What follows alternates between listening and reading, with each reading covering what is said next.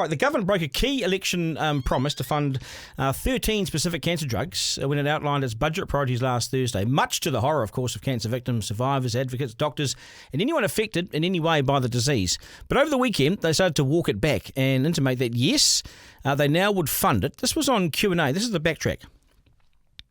During the election campaign, National promised to fund 13 cancer drugs. What New Zealanders were set to benefit from that funding? There were about 1,000 New Zealanders who were set to benefit. All right, so much of the damage, of course, has already been done, and this is a government who clearly underestimated the fallout from what amounts to a dreadful broken promise. It's playing with people's lives and hopes and dreams and aspirations, and it's cruel to raise hopes and then dash them by simply not doing what you said you'd do.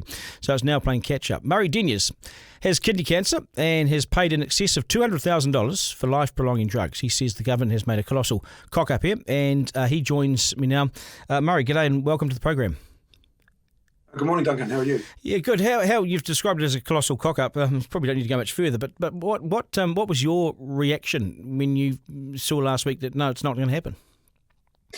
Yeah, and I think that the problem when a government makes such a very specific promise where they've named 13 cancer drugs that they are saying in an election promise that they will fund, and then that means there are thousands of individual Kiwis out there who have been waiting for those drugs to prolong or extend their lives, and then you get to the budget day and the rug's pulled out. So you've personally disappointed and upset a whole lot of people and we're talking about people's lives here. So, some of those people, if a year goes by, will not be around to get the benefit of those drugs. So, unfortunately, if you make a specific promise like that, you need to deliver on it. And that's the thing, isn't it? This is not a road, or it's not a sort of a pedestrian crossing. These are people's lives, and my father actually died of kidney cancer, and this was 14 years ago. And you don't have much time, so you can't wait another year, or you can't wait in limbo for this sort of thing. Now they've suggested that they're going to look at it now and get it done. It's sort of a bit now it's all rushed, I suppose, isn't it? They're trying to get it done because they've been embarrassed. Yeah, it's hard to tell, but it sounds to me like it's gotten a bit more complicated than they expected to be able to actually get on and do these things. They potentially should have known about that before they made the promise, perhaps. There's been some positive noises made. Nicola Willis, I think you played the clip there, saying that they will get onto it and this will be fixed, but we don't have a time frame. And so we're still sitting in limbo land with a whole lot of people, waiting to hear an answer on these drugs. And it's hard enough to stay positive when you're living with a cancer than to not know exactly when these things might actually come to pass. It's a dreadful system, isn't it? Really, when you think about it. And you've I think paid upwards of $200,000 for drugs to prolong your life. Is that correct? Yeah, that's correct. And about 34,000 of that's GST that I've been charged on top of the cost of the drugs as well. And these are, in my case, these are drugs that are publicly funded in pretty much every other OECD country. The one I'm on at the moment has been on Pharmac's options for investment list. It's, I wish we could fund this list for just over 10 years now. So it's not some new cutting edge medicine. It's absolutely the standard of care. The only kidney cancer drug that's currently funded is one that is over 20 years old, has brutal side effects. I know because I was on it for almost a year. This is the larger problem, is that as a country we are miles and miles behind the rest of the world in terms of our medicines funding. Well, I wonder, and in the past we've called this is a perk to get this sort of the funding to get these sort of drugs. We're lucky if we get them. I reckon now it's basic human right. If you look at the other countries that have them around the Western world, we are so far down the list now. We are third world, and we are so far behind that you have to wonder: is this now almost like a legal case around human rights? Yeah, well, I mean, it is a tragedy. We literally, I think our per capita health spend is sort of mid-pack in the OECD, but the percentage of our health budget that we spend on medicines is about a quarter of what others spend. So OECD average, 16% of your health budget goes on medicines. In our case, it's somewhere between 4 and 5. And that works out, a good yardstick is what do we spend per capita, per person on medicine. And in our case, we sit off the bottom of the OECD. Countries like Lithuania and Estonia spend more on medicines per capita than we do. This is a system that has Pharmac was established in '93, I think, and it made good sense to centralise our buying power into one agency. But successive governments have simply forgotten to increase its capped budget, and we now find ourselves at the bottom of the table, and people are moving to Australia or setting up Give a Little Pages. I mean, that becomes the welfare agency. I mean, Give a Little Pages are the option, and then of course going to Australia or dying. I mean, if you've got money, you can survive a bit longer, but that means in cancer treatments for the wealthy. I mean, it's bloody ridiculous.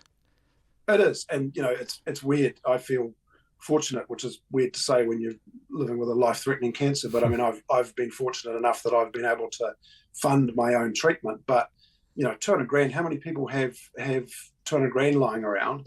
There's at least 1,000 metastatic kidney cancer patients in this country, and that's just this one cancer. This goes across breast cancer, leukemias, everything, as you know, the big long list of drugs that we simply don't fund in this country, which are standard of care in the rest of the developed world. Do you have sort of hope that Paula Bennett, as the new chair of Pharmac, may actually speed things up and may get under this government and the government get under her and maybe get some momentum in there? I don't know, because they need something to change.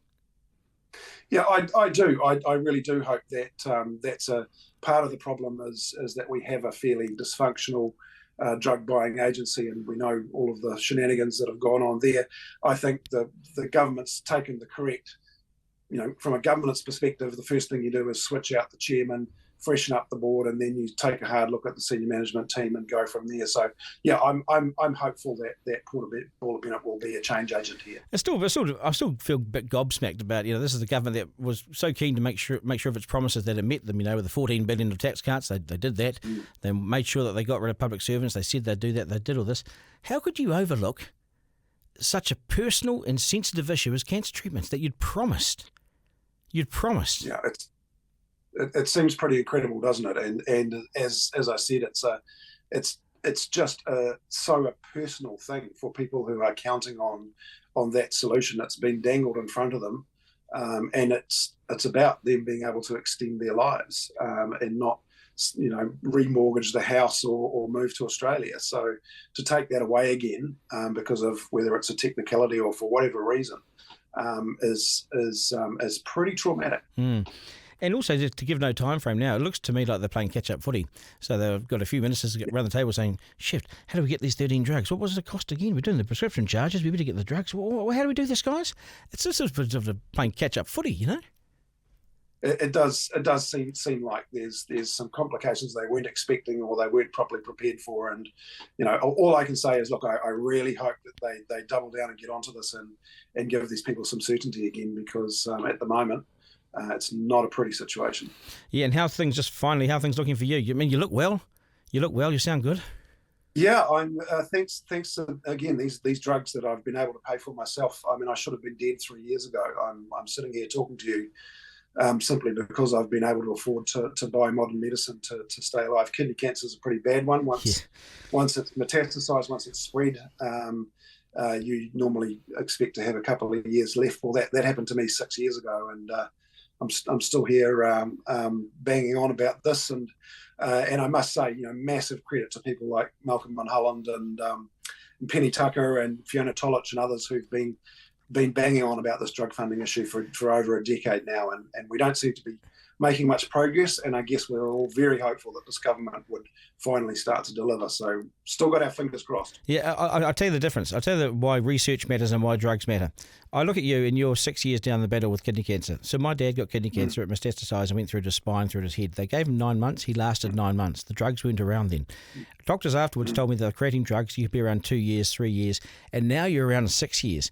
That's why development of drugs and getting the drugs matters. Dad would have survived a few more years had he been able to get hold of some of the drugs, Yeah, exactly. And I'm still growing a business that we started 10 years ago. I'm paying taxes. I'm still practicing law, and I'm not taking up a hospital bed, getting sicker sooner, and, using up tax dollars in the hospital system. And, I'm a sample of one, but like your father, if people had access to these treatments, they can stay well for longer. They can participate in the workforce.